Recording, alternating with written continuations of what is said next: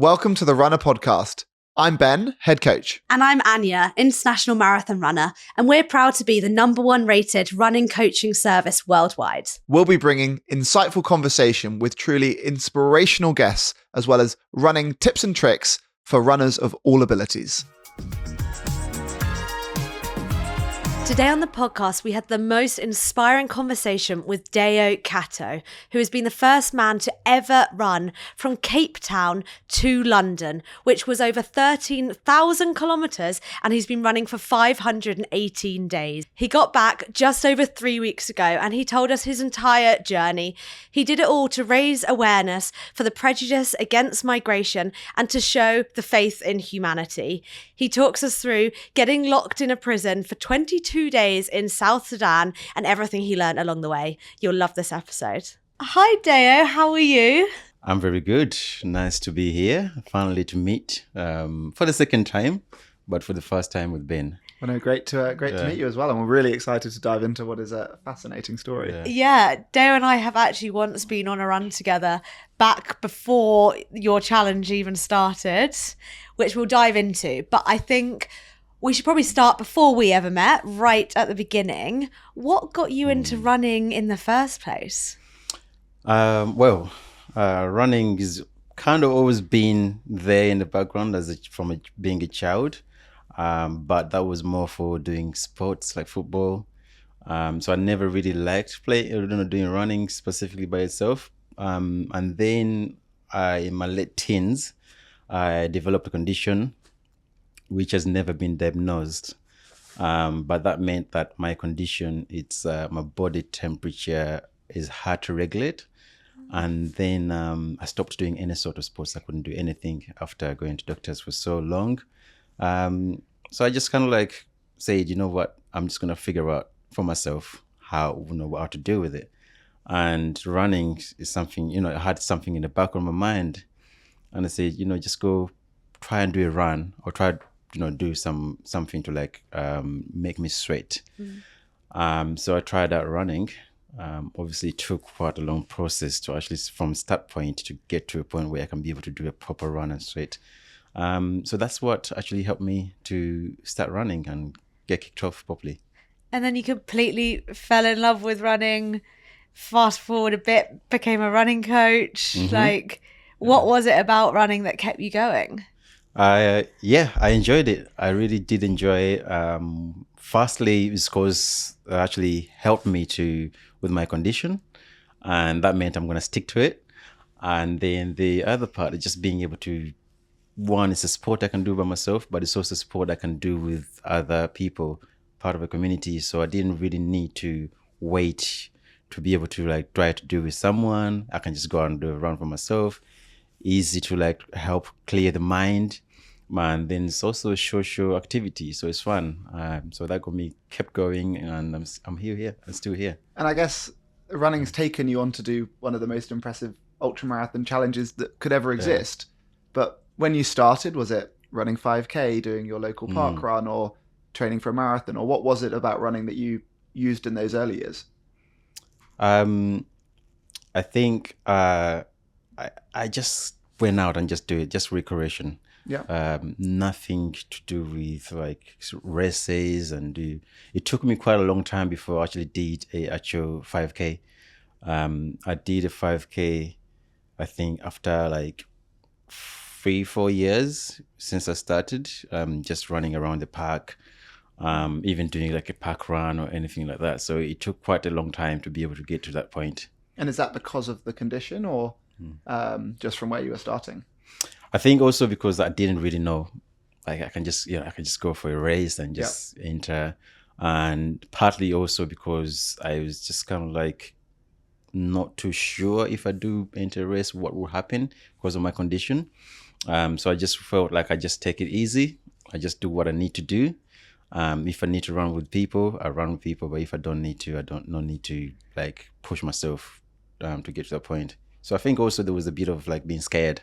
If I say I'm gonna go for a race, what's gonna happen? Everybody gonna be looking at me, and what are they gonna think? All these things. So my first 5K run was when I was in Australia.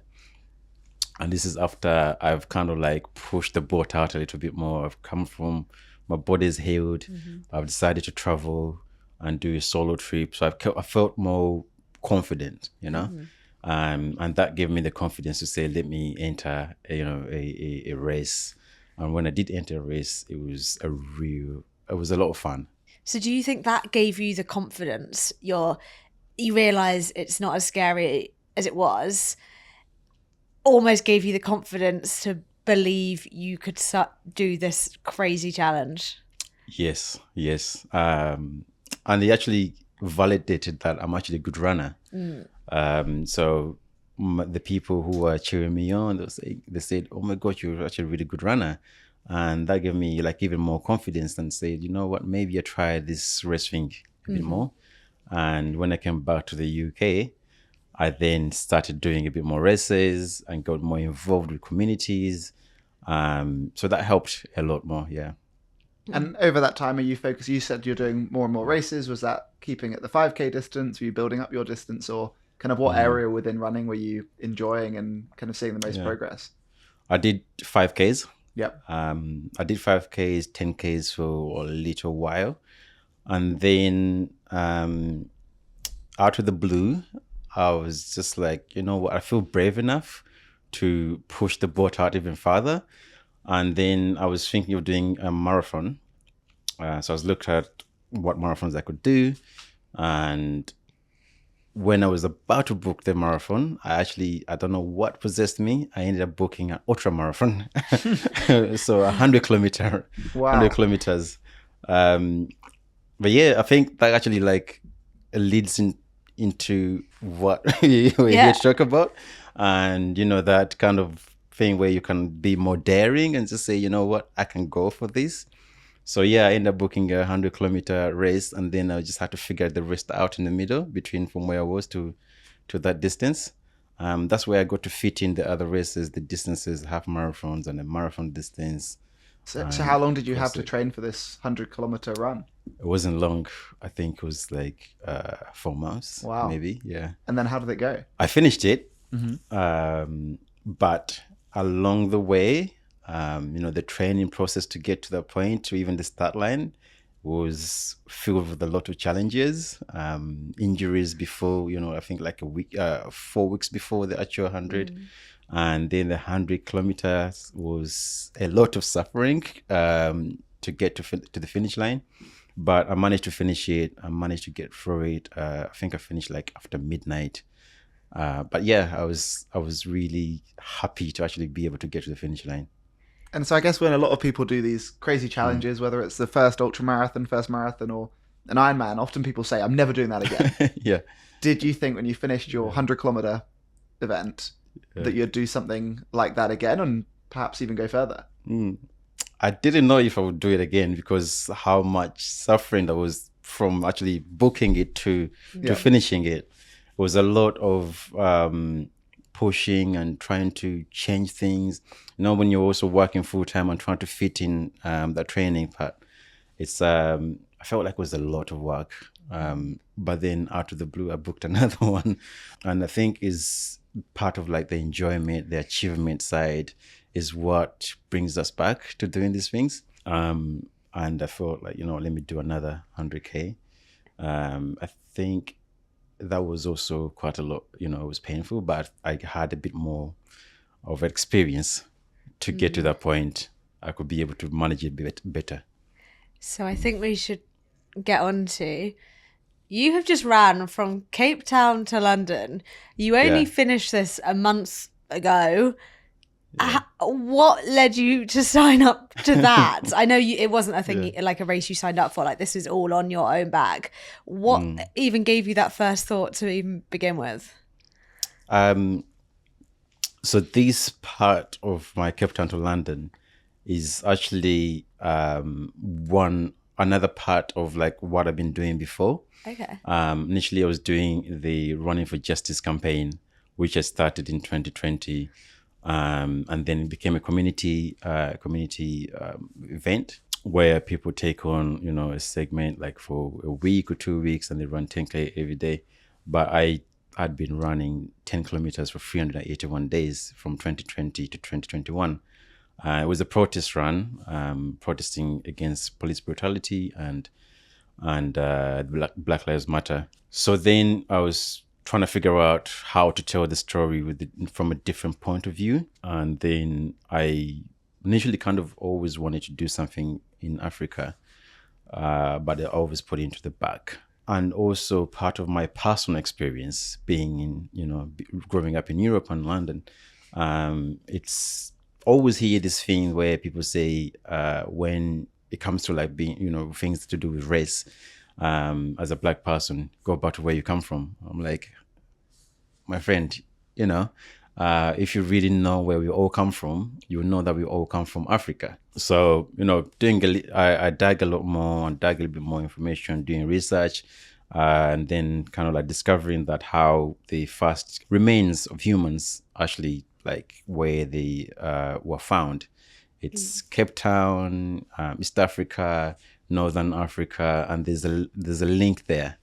So I came up with the idea, let me see how I can link these parts.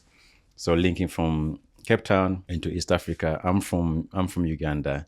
That was a really nice thing to be able to say. I can just be able to go back to my country and visit, and then I can link the other parts of it, and then come all the way back to London as coming back home. So that is where the kind of like the thinking process came from, and how I can be able to show that and be able to let people know of this part of humanity. But also the other part is how we can be able to highlight the beautiful things about humans, the beautiful things about this world, and not always show particularly Africa from a negative lens, but show it from a lens where me as an African, why I love being an African, why I love being my country and the places I know.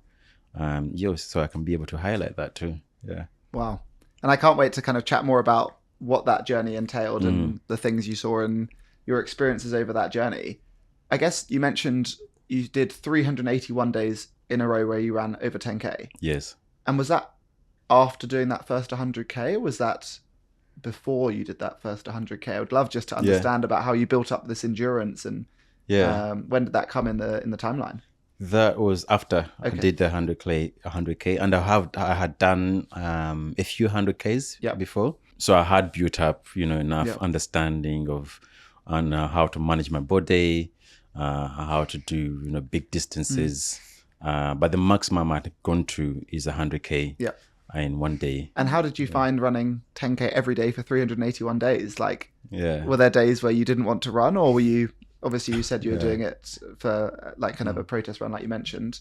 How hard was that? That was super tough. That was really, really tough. There were many, many days where I got out of bed and I was like, why did I, come up with this idea?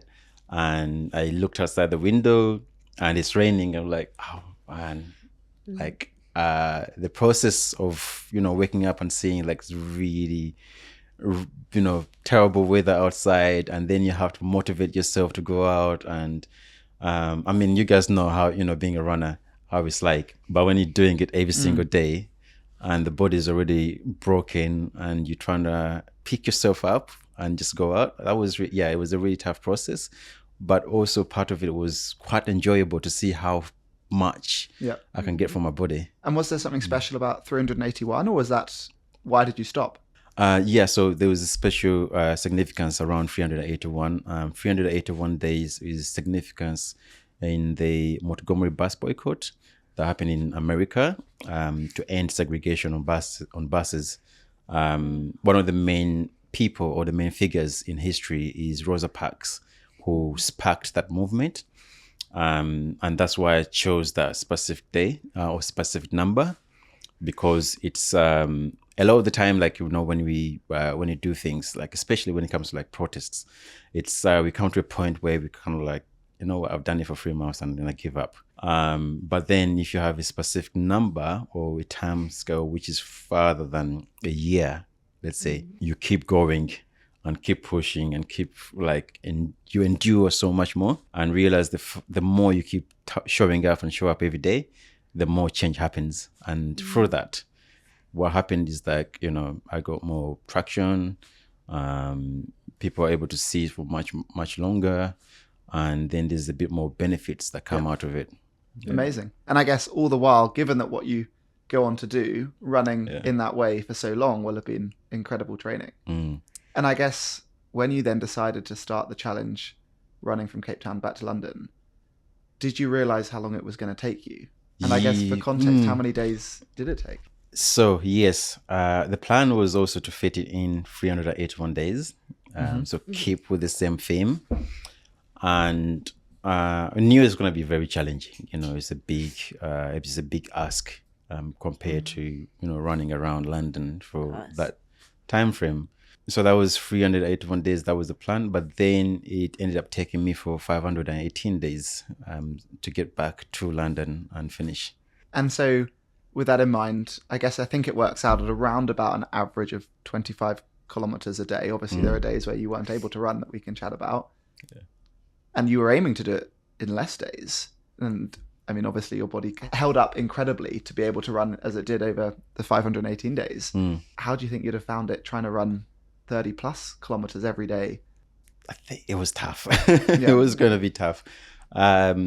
Because I ended up I did it as a run streak, to start with. And I was forced to stop the run streak at 315 days.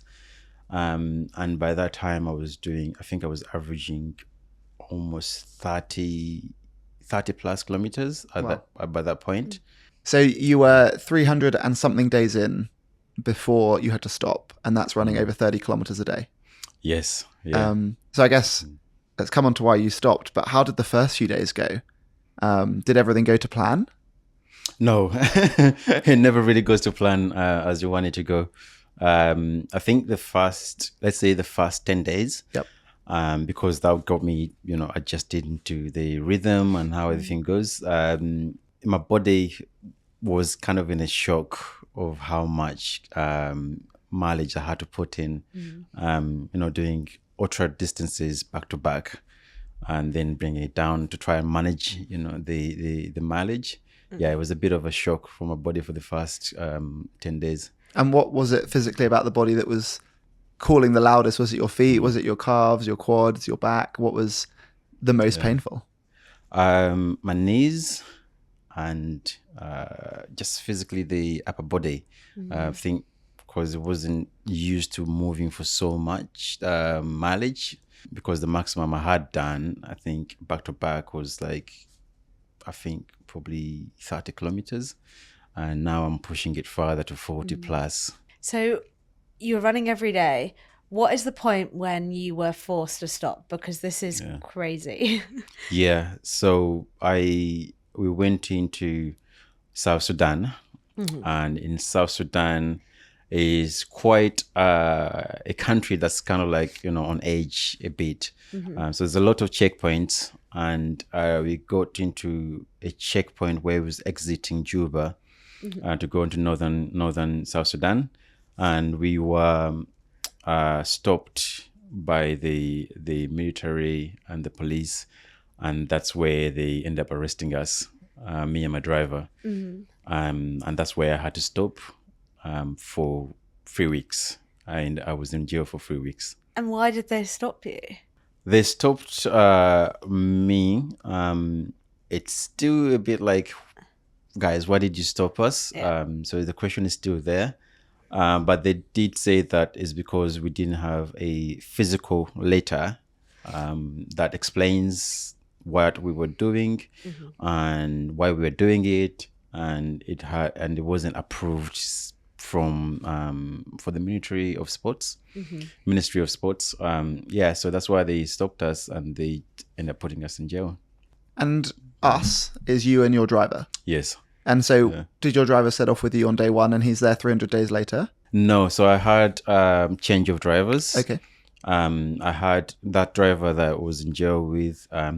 He started with me from Uganda in Kampala. Okay. That's where he started from. Wow. And it must have been a huge shock for him as well to be driving and supporting you as a runner to then join you in jail as well for 3 weeks. Yeah, it was a very difficult time to actually feel like we had been on this journey where we moving every single day and we experiencing new things, and out of the blue we have no explanation of what's happened and when we're going to be released, why exactly they arrested us, because if it was a case of what they did say, it could have been very, very easily resolved.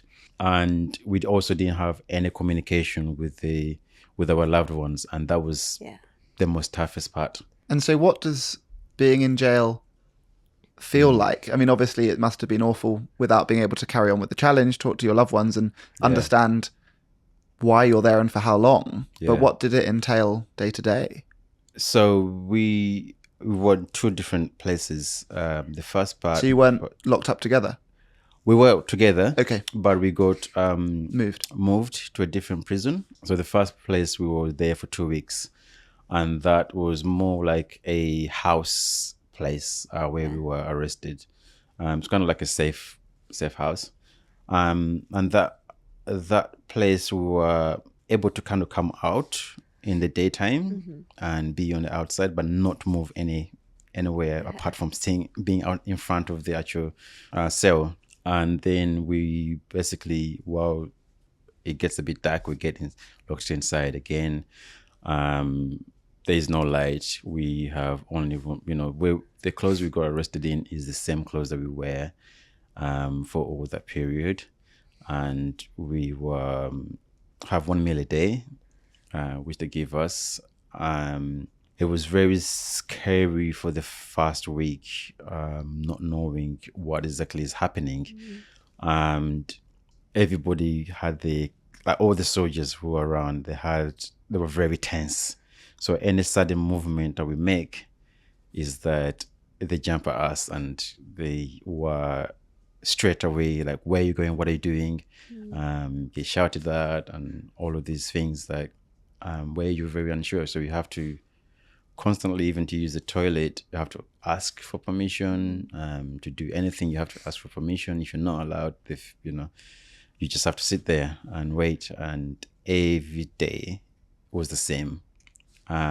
This place was, it has a nickname called Mosquito House, and that gives you an idea of what what it's like, because there's thousands of mosquitoes every day biting you. So luckily enough, I didn't get malaria, which I was really worried about. But then after those 2 weeks, we were moved to a different prison without any explanation. I had been investigated because he was okay because he's Ugandan. For example, his Ugandan passport. This is my driver. He's got a Ugandan passport and he's Ugandan. But me, as a British citizen, I was the one that gets in all the questions and the one that's getting interrogated for all these things. So we were then moved to a different prison with no explanation. And then when we were taken there, and this was more confined space, there's no way we can be able to go outside to get any fresh air. It's all just kind of like we are inside all the time. And when we are in a cell with other people. So I was in a cell with 4 other South Sudanese guys. And then my driver was in a different cell with a mixture of different nationalities. For me, the people I was in the cell with, they didn't speak any English. And they didn't speak any Luganda, which the other language I speak. So communication was extremely difficult.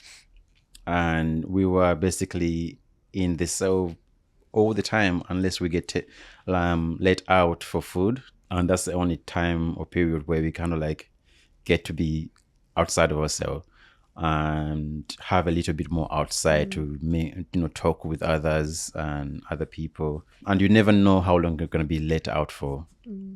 Maybe you can just get the food, get back inside and get shut back inside. And that's 24-hour lock-in, even though we were actually one outside. And we were then get let out, and then sometimes we were let out for a lot longer. But you never know, and you're never sure. So anytime that I would feel like, thank goodness I'm being let out of the cell, so I can be able to talk to other people who actually understand me. Out of the blue, the officer would come, the prison guard would come, and they close you in, and then that part or that feeling of being closed back in is extremely tough to deal with, because you kind of like thinking to yourself, is that, you know what, I can have a little bit more of a breather to be able to say, to have a chat with Molondo, my driver, and be able to say, you know, how are you? How are you doing? How are you feeling? Just to have a conversation. Because I guess you're essentially in solitary confinement because the people that you're with don't speak any mutual languages with you. Yeah.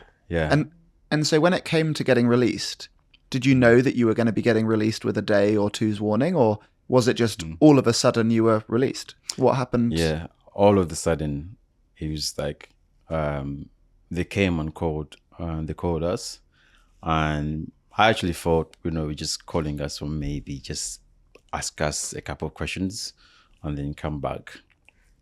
So I had no idea what was going on. And then they took us to the office and they told us that we were going to get released. And that was like, whoa, like when you have that incredible weight that's kind of like lifted off, but then also not knowing what is coming up next or what to do, what I'm going to deal with. Did you think about just going home and quitting the challenge? I think I had that process during the whole time I was inside, and I was thinking about it, and I was like considering what happens once we get out. Do I continue? Do I just kind of like call it and just come back home? I think what got me to say I continue is because of the people who I met in prison. Really? They encouraged me and gave me the belief that I can just carry on. And they were the ones that actually helped to get us out. Because I think without them, it would have still been there for as long as the prison officers wanted us to be there. Was there a part of you that thought you'll be there for years? Like you didn't know why you were there? Was there a part of you that thought there might have been a mistake and you're going to be in prison for years and years? I was really hoping that it doesn't take longer than 6 months. When I was speaking to the other guys who were there in prison, they mentioned that, there's ideally some kind of time frame when the people get released, which was like between 3 to 6 months. But you never really know. Because all they know is that people get told that they're going to be released, but you don't know what happens afterwards. So maybe they could be taken out of that prison and then taken to a different prison, transferred somewhere else. So I was just being as hopeful as I could be that once we get out, we're actually being released. Yeah. So you get released. You've now not ran for 3 weeks. Yeah. You've only had 1 meal a day and you've not had any or much fresh air at all. How did it go when you started running again? It took me, I think, 2 weeks to try and start to run again. So I took time out in Egypt.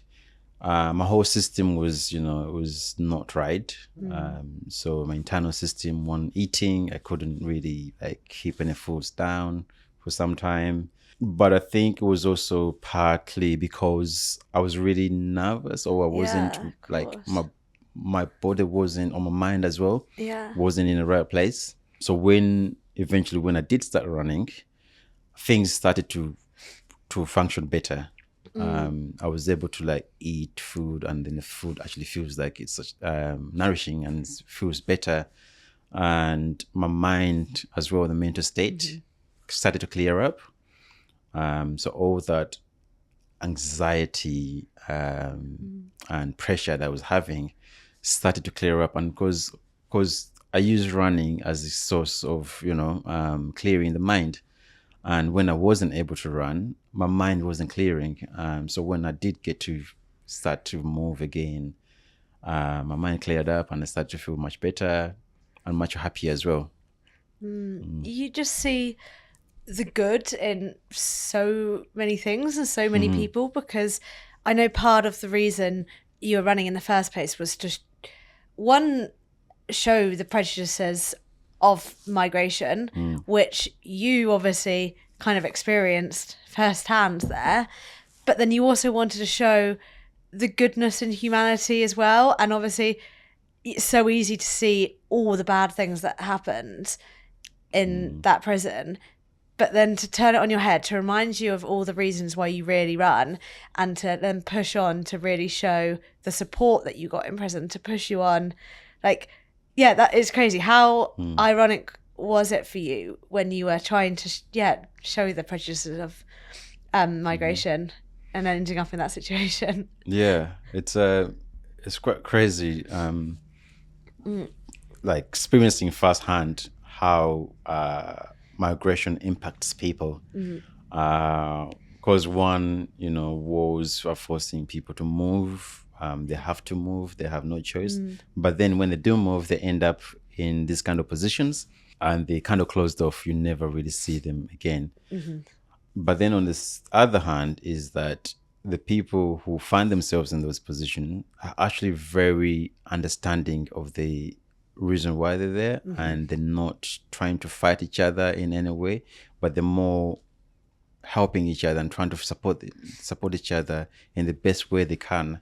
So that's that side of things is actually like keeps humanity going. That's what keeps you feel like, there's so much good out there, even in some of the darkest times that you can find yourself in. It's honestly such a powerful story. I can't believe it. So then you carried on. Your body got better, pushed on bit by bit. I guess, did you use the experience from the prison to keep pushing you forwards? Yes. There was a lot of factors as well, obviously, because the experience from prison, and because I had to basically get out of South Sudan as quickly as I could. I got out of South Sudan, but because also Sudan, the country above, is going through war. Yeah. And I couldn't be able to run through there. The other part is that we did a campaign called Run for Sudan. And that Run for Sudan got a lot of different people from different communities around the world. And we had other people from Sudan that had to escape, be part of that run. That was another factor that actually really helped, to know that these people are encouraging me to keep going. Have people who actually have had to flee war to be part of the run as well. That got me so fired up and say, you know what, I really need to keep going, and not just do it because I need to finish, but do it for them. And the support they're giving me. Yeah. Wow. And I guess all the while you mentioned you had no contact to your family when you were in prison. Did you manage to make more meaningful contact thereafter? And did they come and see you on the way, or have you still not been able to see them at this point? At this point I hadn't seen my family, and I didn't see them at all. Wow. For the whole journey until I finished. Logistically, it became really difficult to be able to do so, because then kind of like time was kind of like almost running out, because even though I didn't have a fixed time to finish, I also knew that the longer I'm out trying to move and run, it's the more strain it takes on the body, and the more it takes on the mind as well. So it becomes really difficult. So I just wanted to be able to say, look, I just want to move. Of course, also there's restrictions like visas, how long you can be in the country. Yeah. That also plays a massive part. So I didn't get to see them. Yeah. So it really is the people who are running with you through Sudan, keeping you going, and then on to the next country and on to the next. And the next country, yeah. And did it start getting any easier when you got out of Africa and into Europe, or how did it go? It became slightly easier, but also brought up different challenges in addition to that. So when I got out of Africa and going into Europe, became solo. I didn't have a crew driver. I didn't have a car anymore. So does that mean you're having to run with a pack on? Yes, yeah. Oh my So I end up gosh. having to carry the whole load of everything I need. That includes the tent, clothes, food, cooking equipment, everything basically. God. So I can be able to camp. Wow. And that is the new challenge then I end up facing. Yeah. And I guess, I'm not sure how much you're aware of, but I guess over the same time period, there's probably been so much attention put on so many other running challenges where people have a lot more support. Yeah. And potentially they go and raise more money for charity or have more exposure in the media. How do you feel about that, where you're working so hard for an amazing cause on your own? Yeah.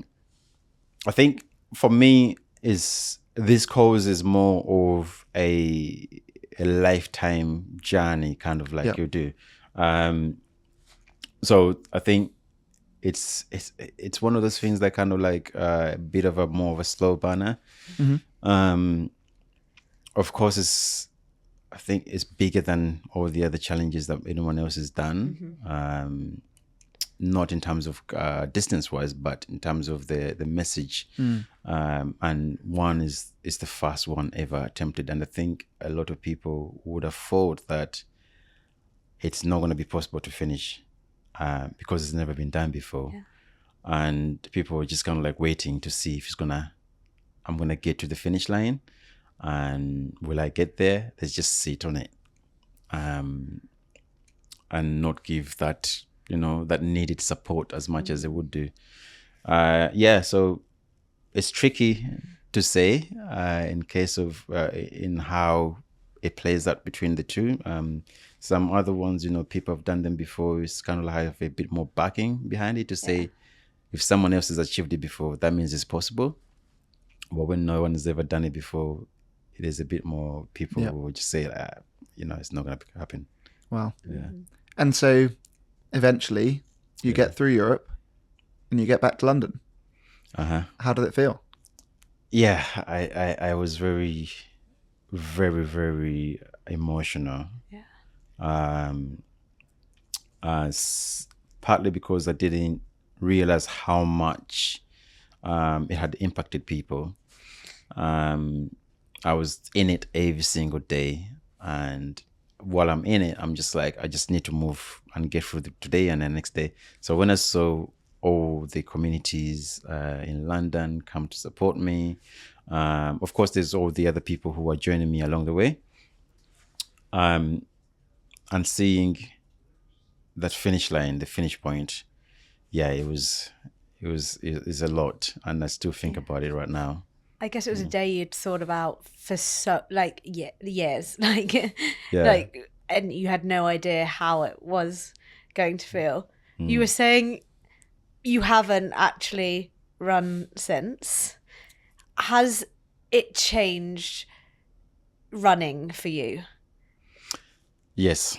Yes, it's changed the way I view running in many different aspects, and it still is, to go out for a run and move is still to benefit me mentally, but I see even more purposeful when I do move and when I run. So because there's much more of a wider community that actually impacts. Is running even more of like a privilege now, and you realize how lucky we are just to be able to go out and run? Whereas some of the countries you went through, they're not as privileged, and it was so much harder to get through those countries. London, let's say, we have it so good to be able to just say, right, I'm gonna, put on a pair of trainers, clothes and go out and run. And the surface of the roads is really good. You have nice paved roads and so on, and the places I was going through, and just to even be able to walk, on the side of the road is extremely difficult and challenging. And people have to, when a truck comes, they should have to jump off the side of the road and stand in bushes just so the truck can go past, or a car. and then go back on walk on the road. So there's those little things that you realize and you're like, wow. Me being in London and living in London, I have it so good. Wow. Yeah. And I guess kind of thinking about the way that you did the whole challenge yourself and obviously with the driver at times, how did you fund it? Funding it is come a lot from the community and people who have seen this journey come together. It's been through GoFundMe, which I'm so grateful to have everybody as part of this. And then sponsors that have supported me, like Kid sponsors my Adidas Terrex community and Adidas runners. They've supported and funded me heavily, which is incredible. And other companies, much smaller companies, have been on this journey from the beginning to help and support me for this whole project. Wow. Yeah. And I guess I would love to know, having done all of that, and I know you've now had a few weeks off running, are you thinking about doing something like this again? Or what would be the next challenge if there is one? Or is that still something that you're thinking about in the back of your mind? I had thought about it, but there's nothing can top this. There's nothing else that can come up and just give it the same impact. I'm very much an impactful runner, so if there's a meaning behind it, I would do it. But if there's no meaning that feels very much about my values, then there's no point for me to do any other run. But I will, of course, I'll be able to do like a race or something like that, just for my mental. I guess you're still pushing the same message. Since the challenge, has anything changed? Has your message got through to people? Have you got like a legacy from the challenge? Or do we still need to do more? Obviously we do, but yeah. I think people now actually more exposed to the message, migration, and it's been a hot topic in the news, of course, in terms of like how we view migration and movement crossing borders, particularly. But with my message, it's more about the different narrative that I've shown, and people being able to see that different narrative is that actually have a better understanding. It's like not everybody that does migrate from a specific area of the world is here, for example, in the UK, come to do bad to the country. So I guess people have taken that message on board, and I hope that they actually be able to. There'll be more change and more challenging than narrative of negativity around movement, around migration. Yeah. No, it is a truly inspiring and an amazing journey. And I guess for people who want to support, what can they do to help support everything that you stand for? Yes. In terms of support, actually, I would say this: there's still my GoFundMe page me is still open, and I'll probably use anything that's coming in to support the communities or some of the charities I've interacted with while I've been on this journey. Yeah, I will be putting out more information as I get more time to be able to clear a bit more of my days and weeks and months, and I can work around with the charities, give more information of like what, how I can be able to support other communities. So watch the space.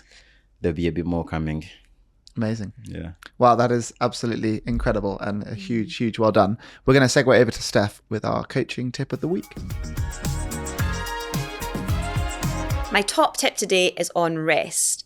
Now, let's be honest, not all of us runners embrace a rest day, but these are really, really essential for helping us get faster and for reducing our chance of injury. If you follow our runner plan, we will factor these in for you. But don't be afraid to take the odd rest day here or there that isn't planned. If you feel you need it, it's really important that you take it to get the benefits of your training in the long term. Thank you very much for that, Steph. We're going to come back with a slightly more light-hearted second half to the podcast. So we like to run through a few this or that's. So we'll present you two probably equally silly options, and you're going to have to pick between them as to which you would prefer. Yeah. So for your next marathon, you're running a marathon distance. Would you rather run it backwards or run the entire marathon in deep sand dunes? Ooh. Having experienced sand dunes, interesting. How deep are the deep sand dunes, though? Soft sand. Soft sand. Feet are getting buried, but stops at the ankles. I think it would be interesting to do it backwards. Yeah. Really? Yeah. That'd be quite something. I don't know. I'm sure someone's run a marathon backwards. I'm sure. Even a park run backwards. I've done. I tried to do a park run backwards with my friends. Yeah. I think they were all drunk and hungover, so I thought I'd do it backwards to give myself a better workout. At like 3.5, 4K, my calves were burning like crazy, and I turned around and ran it forwards for the last kilometer. So I think a marathon would be pretty tough. Yeah, but I think because running in the sand dune, it would take hours. Yeah. Like, if I do it backwards, I think you can still probably finish it before running in the sand dune. When you sink your foot inside in the sand, you're like trying to dig out and then get another foot. Yeah, it's kind of tough. Yeah. And was some of the parts of the challenge filled with some really tough terrain? Yes. Yeah. There was a lot of constantly changing terrain. Of course, the sand, having to like step in and you're like, gosh, I've got another 10K to like go through this section of that, of the sand. It's tough. It's annoying as well. I guess coupled with the sand, we never spoke of it, but I guess what you said was the biggest challenge getting into running was your condition and kind of overcoming the battle of your body's regulating your body's heat temperature. Yeah. Was that an issue as you were running through Africa and everything there? I was very conscious of it in the case that it could happen. And that was one of my, before starting, was my biggest worry. And I guess that's also part where I would say I would rather not do this, run through the sand dune and the desert, just because I don't know how it's going to react. And also, if you're doing for the sand's going to go into the shoes. And yeah. Fair enough. Okay, next one on the similar topic. Would you rather only run at night under the stars or only run in extreme midday heat? I love looking at the stars. Yeah, I love looking at the stars. And the thing also play where are we when you're running at nighttime? Scary though. Yeah, at nighttime, if I'm running, obviously London, you can't really see the stars as well, but it's extreme heat. Yeah, at night. At night, yeah. I bet you There's just nothing magical about things. that. Yeah. And I mean, you do all your running at 5 or 6 a.m. in London, so presumably you're running at night anyway. Yeah, probably. Yeah. Yeah. Wow. And our last one of these. So I'm aware that you love to run in your Adidas Terrex, Adidas Terrex Jacket. Yes. Yeah. Would you rather always wear that for every run, forever, or you can never wear your favorite Terrex Jacket again? Oh. What happened But with your still be able Terrex to run. Jacket? You can run.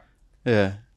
What happened is that I ended up leaving it in the hotel room, and I checked out, but then I realized that I left it there. So when I went back to find it, I will ask them, what happened to it. They said it wasn't there and no one had seen it. So it had gone missing for some time.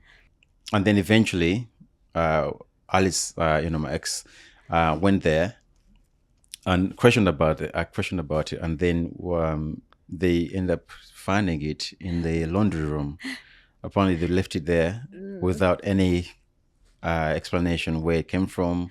So no one knew who had it or where it was. Yeah, but we found it now and I have it back with me. It'd been with you since the start and it finished with you. Yes. Wow. We've gone through some really challenging times and beautiful moments together. So are you always running in it, or are you never running in it? I think I would run with it. Yeah. Yeah. So it started. I think because if it's hot, I'll probably just take it and tie it around my waist, right? They use that caveat to do that. Sure. Yeah. So you had it with you all 518 days? Yes. Wow. Yes. And it hasn't got a hole in it? It has some wear and tear, but the only wear and tear is like around the zip, because I always zip it down to put my phone inside. I see. And that was like the real kind of like wear and tear. But otherwise, it's good.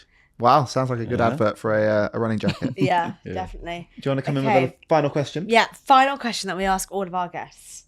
So you're designing your dream race. What distance is the event? Where is it? What food and drink is being served at the end? And who's presenting you with your award? Oh, wow. I think distance is 50 kilometers. 50. Ultra marathon. Nice. Yeah, ultra marathon. And somewhere warm. So I would say, But not on sand. not on sand. Yeah, not on sand.